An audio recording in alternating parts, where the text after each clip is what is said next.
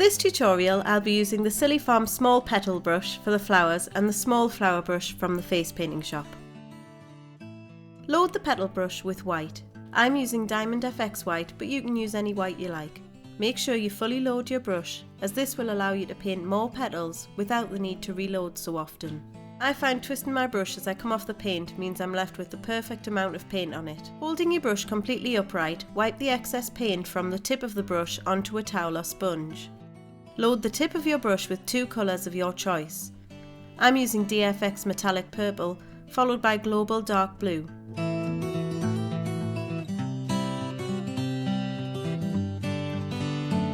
If you activate your cakes with water beforehand, the petals come out more vibrant.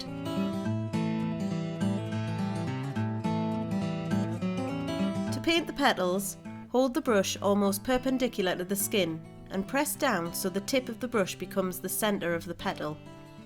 To create a wider petal, simply press down again, overlapping the first one. Flowers look prettiest if you leave a gap in the middle. This can feel a bit unnatural to do at first, but it will look better when you fill it in.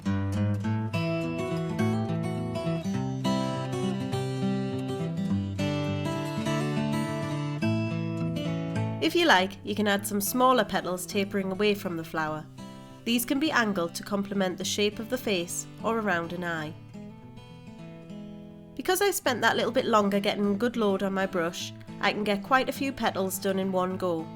I don't even worry if the petals start to look a bit fluffy as I'm running out of paint, as this can actually give quite a nice effect.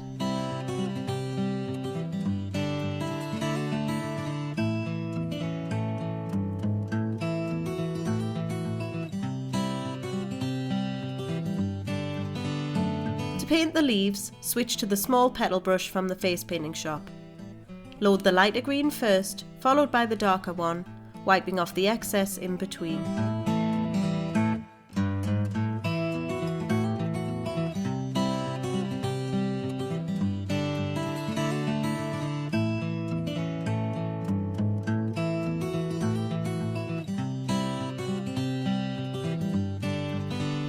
The leaves are applied in the same way as the petals by pressing down the tip of the brush and overlapping them.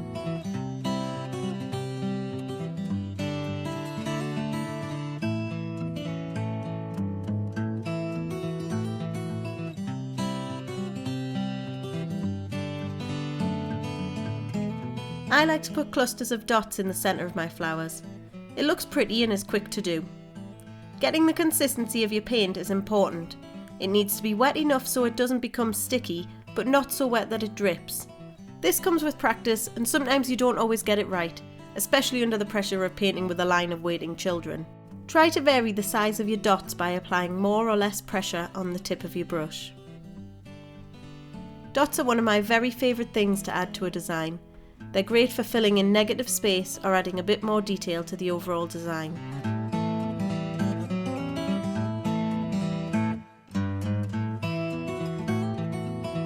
Now you can stop there if you like and have a perfectly lovely design, but if time allows you could add a few teardrops here and there. Some painters prefer to start from the bottom of the teardrop. I prefer to start with the fattest part and tapering off to a point.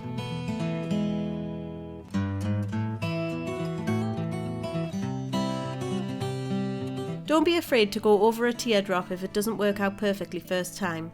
I'm using a number 2 low Cornell as I wanted smaller drops.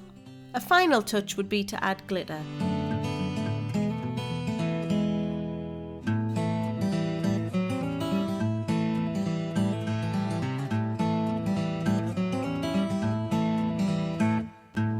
I hope you enjoyed this tutorial.